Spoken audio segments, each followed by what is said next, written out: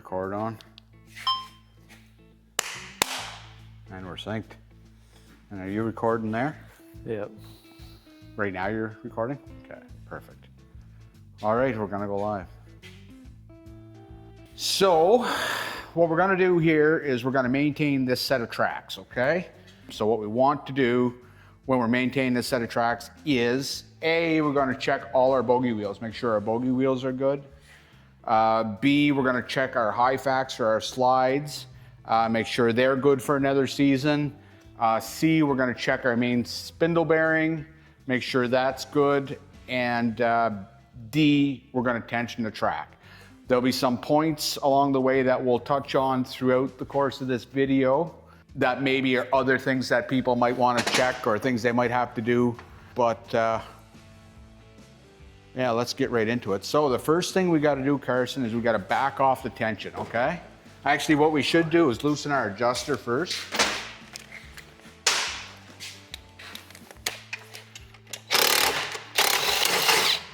So we back the adjusters all the way out. These little DeWalt nut drivers, they're great for this type of work because they're not strong enough to over torque the fasteners.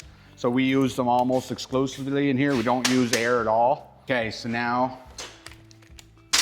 we'll back off that, and that loosens it. Now let's just take that right out. Actually, yeah, we do. Now the average customer probably doesn't need to fully disassemble it, but I think for the depth that we're gonna go into on this video, it's a good idea to break this thing apart. So we'll set our idler wheels down here on the bench, and we should probably take our front idlers out as well.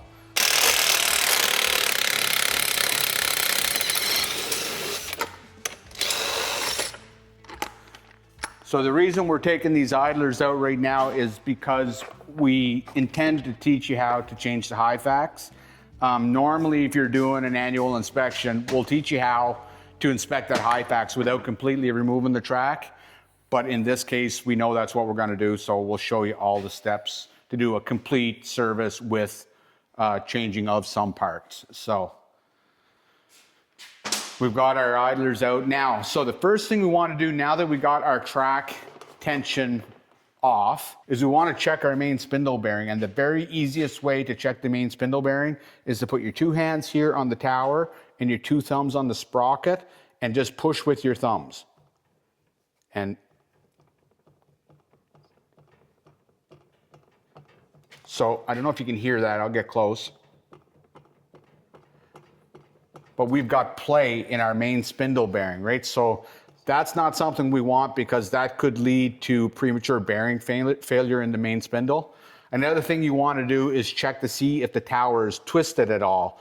If you've ever flipped a track, there's potential for that to happen. So a very simple way, if your two index fingers are roughly the same size, is jam them in between the sprocket and the tower and see if they go in the same distance. You can see on this one that they do. So we're pretty good. There is a little bit of tolerance for misalignment. Like if there's a 1/16 of an inch difference here or so, any more than an eighth, then you want to give us a call. Maybe it's time to change the tower. But this looks good, but we do have to address the main spindle bearing. So next thing we're gonna check while we have it sitting up here is our idler wheels. So we're gonna go and look at them all. We can see the most common failure happening right here, okay? We've got our bogey wheel and the snap ring is starting to pull out. So what generally causes that is our track, let's say you're driving along and you hit that frozen lump like a baseball, right? And the track drives over that frozen lump, and by the time it gets to here, it side loads that wheel because it's trying to fold this rubber up, right? And what happens is that wheel essentially pushes off the bearing and spits the snap ring out, destroying that wheel. But the good thing is these wheels are cheap and plentiful, so you don't even bother trying to fix that. We send you a couple of those wheels to start, and then after that, they're just generic snowmobile wheels that you can pick up at your local snowmobile dealer. Same thing goes for the high facts and the track. So the three things that are most likely to fail on this over time, just through wear and tear, are those three things: the idler wheel, the high facts, and the track. And those are all snowmobile components. So, you know, if something happens, I die tomorrow, So now that we've got the track loosened off, Carson, let's look at the slides. So if you don't want to go to the full extent, let's say that your spindle bearing is good. You don't have to touch it, right? This is an indicator. We're going to show you how to check it anyway, just for insurance. But a real good way to tell your slide is to look between the wheels. And there's a little mark on the slide that's kind of a dead giveaway. It's kind of like a wear indicator. So you want to see how closely the remaining bit of plastic is wore up. It will mostly wear between the wheels because the bogie wheels are carrying the load at this point, but the Hyfax is carrying the load between them. So there's a lot more pressure on that Hyfax, which causes it to wear prematurely. And I'll demonstrate that with this. So yeah, we'll go over here to our Instagram feed. So you can see here, everybody on Instagram that's watching, you see how we've got this line and our Hyfax is wore right down to the line. So that's telling you it's time to replace the Hyfax. When it gets anywhere close to this line at all, and you can see obviously, you know, where it started out at, there's probably pretty near 3/8 of an inch of extra material there that's completely gone at this point. So we've found our problems so far with this set of tracks. The obvious ones, right? We got our busted wheel, our worn Hyfax, and our loose spindle. So what we have to do is lay this thing on its side and fix those issues.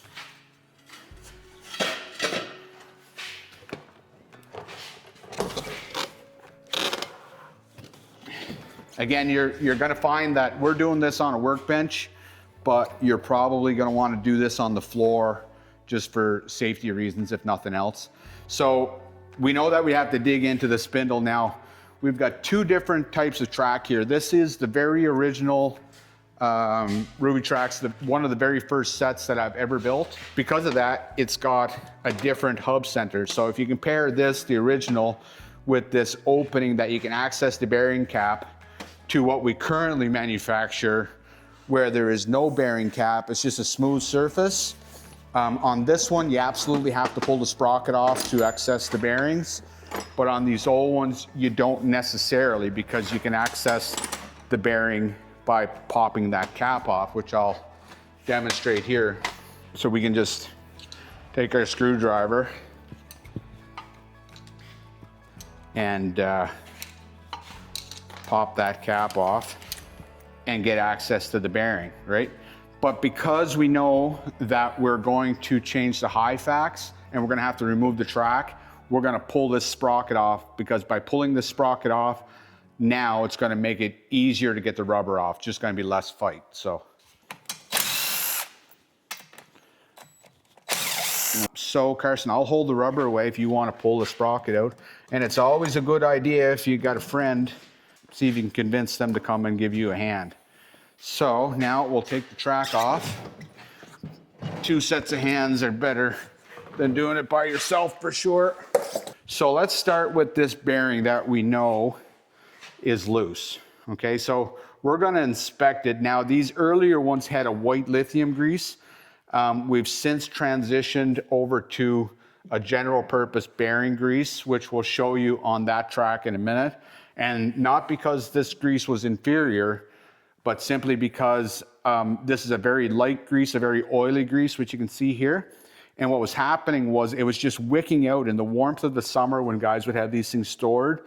The grease, the oils would break out of it and it would wick out, and then they thought they were having bearing failures or seal failures, when in reality it was just a very thin grease. So we decided to go to a little bit heavier grease and just eliminate that conversation. So the simple thing to do here is to see exactly what's going on. Again, you put your 2 thumbs on the spindle and your fingers on the hub, and you can feel the end play. And what you're trying to do is get rid of that end play.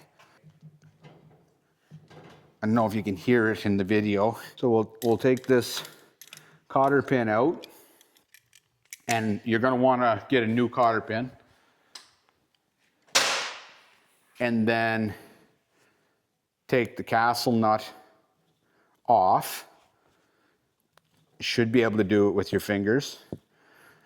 So what we want to do, because we've seen an issue here, is we want to inspect the bearings. Normally you wouldn't have to if that was all tight, but because we know that was loose, it's a good idea to inspect it. And we're only going to inspect one bearing, and if it's good, we're not going to go any farther than that. Okay. Another indicator sometimes can be the color of the grease. If it's really dark, it might indicate that it's burnt. So that would indicate a bearing failure. So what we want to do then next is pull our washer off, if we can. Actually, we can probably just do the whole thing. So we're going to take our 2 fingers and our thumb and just lift this bearing up. Just that much. Stick your thumb in, okay? And we're going to look at our bearing. Make sure it's good. And you can see how shiny that is, Carson? Yeah. So there's no pitting. You're looking for pitting. You're looking for hot spots, any of that sort of thing on the bearing. And if you don't see anything on this bearing, you don't even have to worry about going into the inside bearing because it's most likely good because it's a much larger bearing. So we're going to set that back in place. You can also check the cavity to see if it needs more grease, but now is the time to add it. We don't put a grease nipple on the hub because we don't want you to grease it between service intervals because you'll over grease it and blow the seals out. But as you can see, there's lots of grease in there now.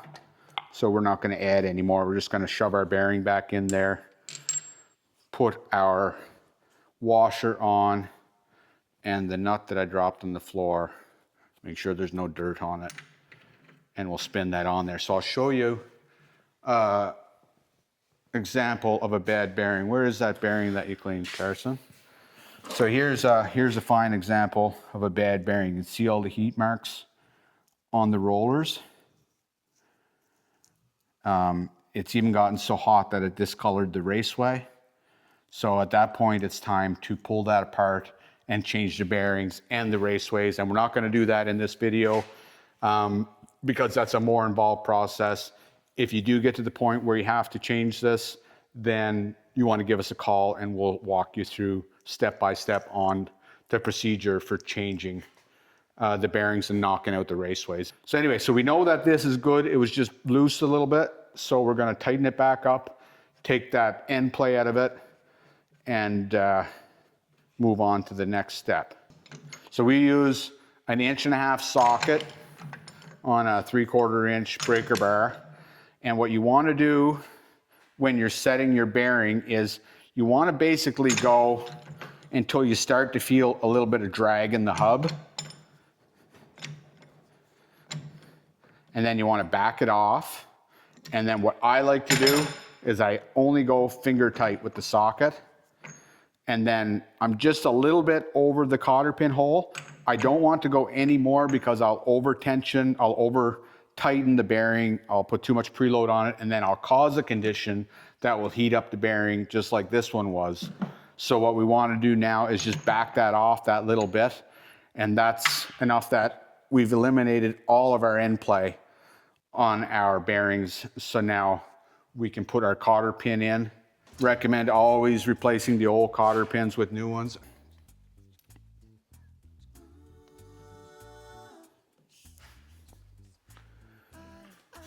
And bend it over.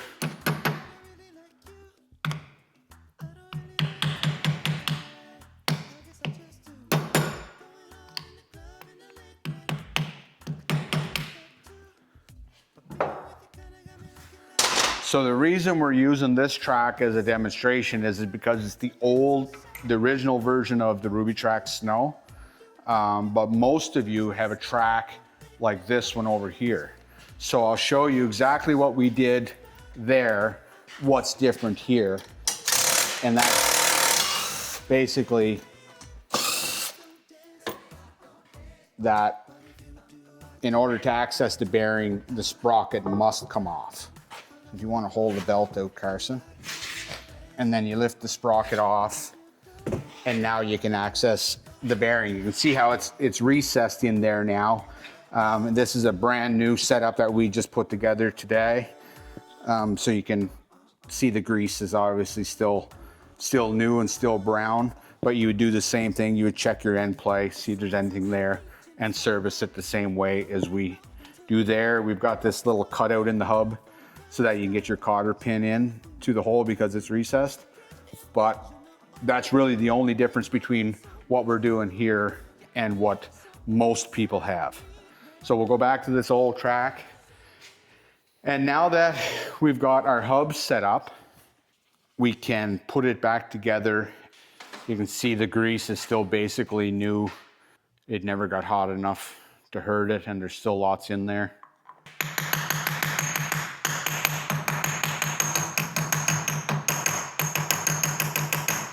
And then we can probably put our sprocket back on, wouldn't you say, Carson?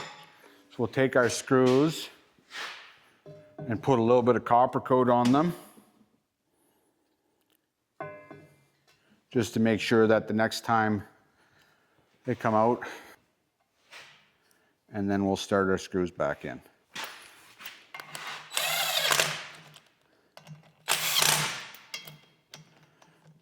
And these don't have to be snapping tight. So the next thing we're gonna do is have a look at our high facts, and like I was saying, you know, this is an extreme version of a high fax that's been worn. These ones also are worn, not excessively, but you can see there is some flat spotting happening. So what we're gonna do, since we've got it apart, is we're gonna change the high fax. So Carson, I'll let you do that.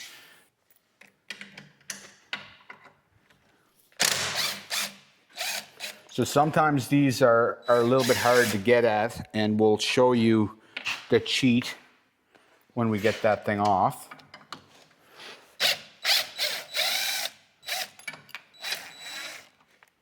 If you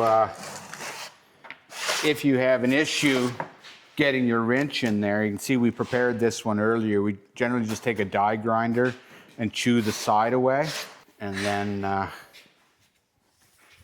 shove the new high fax on. Now these high fax, if you're sourcing these, you can get them from your local snowmobile dealer. Just give us a call. We'll tell you what the part number is. And then they just slide right over this T-bar with the countersunk hole in it. And put your bolts back in.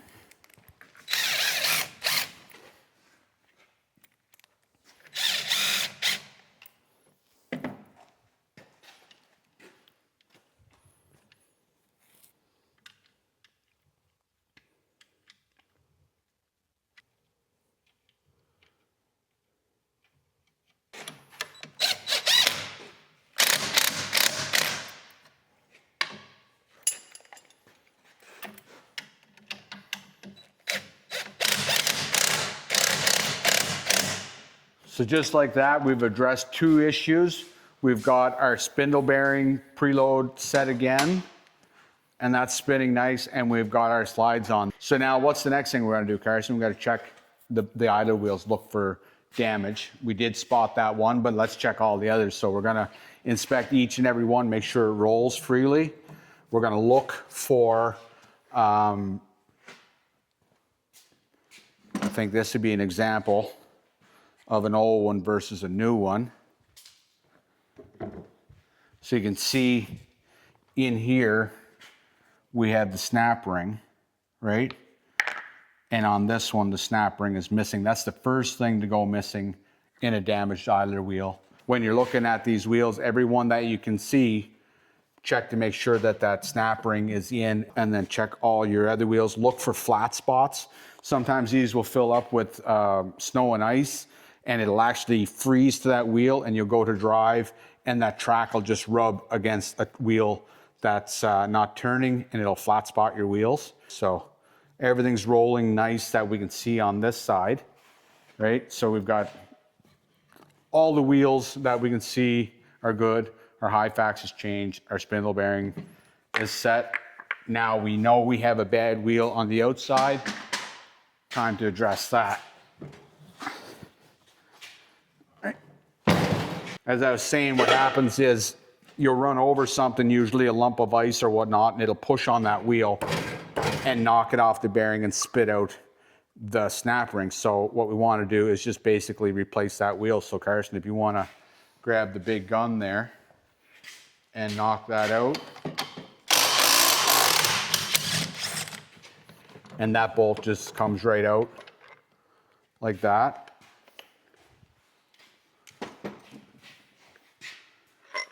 So we'll put our bushing in from the inside, drop our bolt and our small washer bushing in from the outside, and then we should put a little dab of blue Loctite on this. And that's all it takes right there. And then feed it back in there and tighten it up.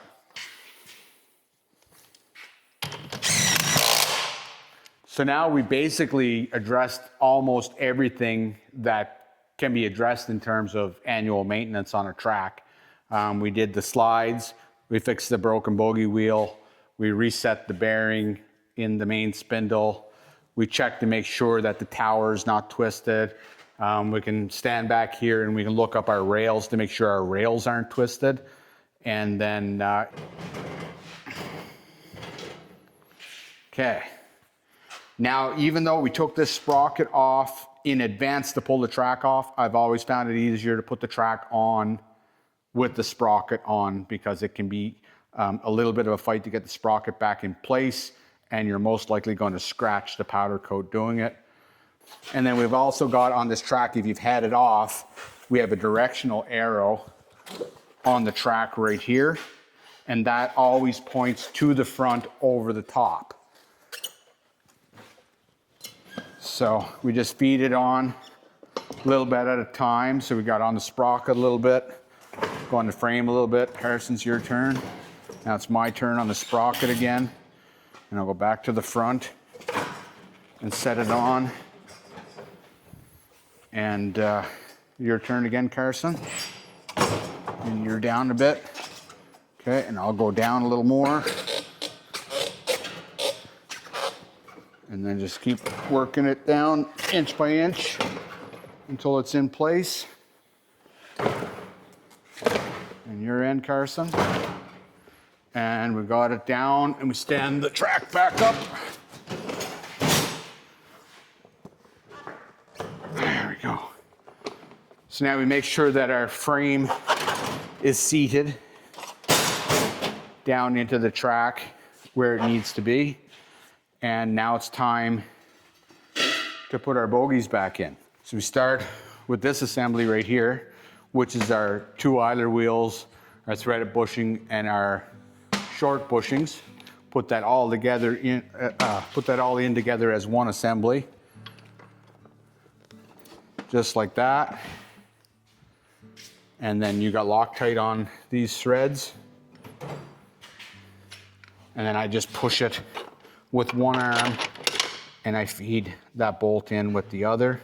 We always do the front first because it doesn't need any adjustment, so we can put it in and tighten it if you want to do that.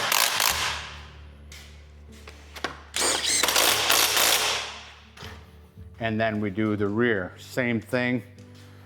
We've got our two bogie wheels, our threaded bushing, and our two short bushings.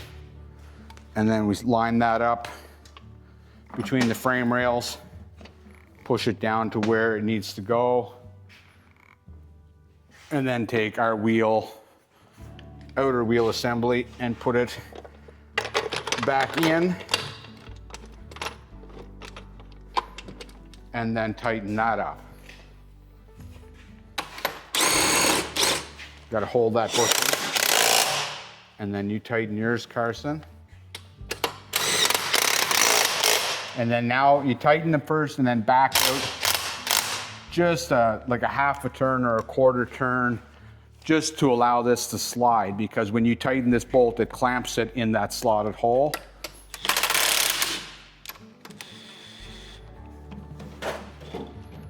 So we still want to be able to slide. Now it's time to do the adjusting, and probably what we'll do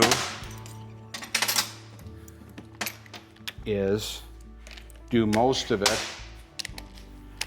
with the swivel joint.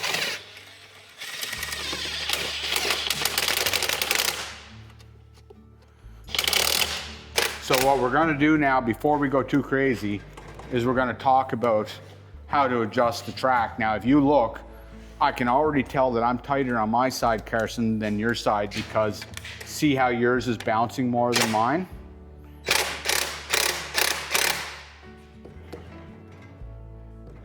Now they're bouncing evenly. So what I tell customers when it comes time to adjusting these tracks, if you've ever adjusted the fan belt on a old car or a V-belt on an electric motor,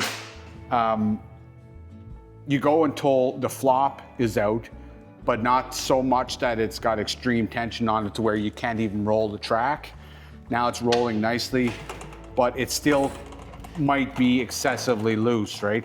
Now I'm not going to tell you in this video what the measurements should be because that varies from model of track to another, but I'm going to try and demonstrate how we set it so that you can do it at home.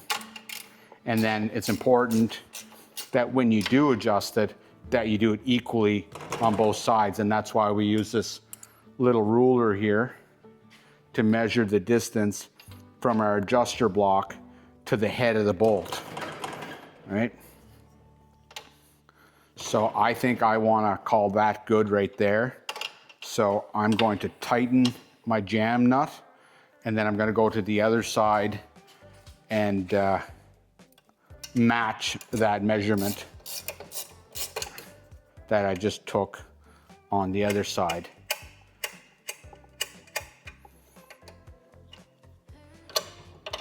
And then I'll lock that jam nut. And now I've got a fairly snug track that still rolls relatively easily.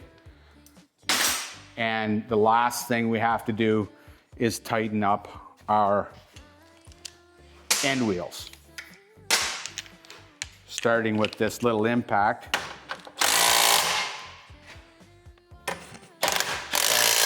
Not much good, eh? And then, of course, the torque wrench. So every bolt that you've had apart, it's a good idea to torque. All of these zinc plated bolts that are in the axles, we torque to 70 pounds.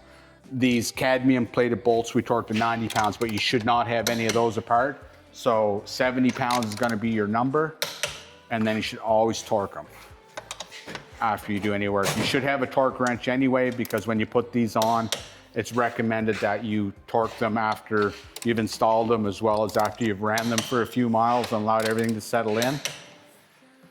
So that looks like basically everything. Carson, I think we've completely serviced this set of tracks. It's ready to go for another year. We've got our new bogey wheel on there. We've got our new slides on there. We've got the preload set in our main spindle.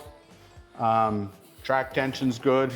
And then the track itself looks fantastic. The track sometimes will begin to fail on the edges if you rub them up against curbs or whatnot, just like curbing a rim. That's it, folks. That's the entire service video. Thank you, everybody, for joining in. Looks like 3 of you. And we'll do this again sometime. 38 minutes and 29 seconds to do that.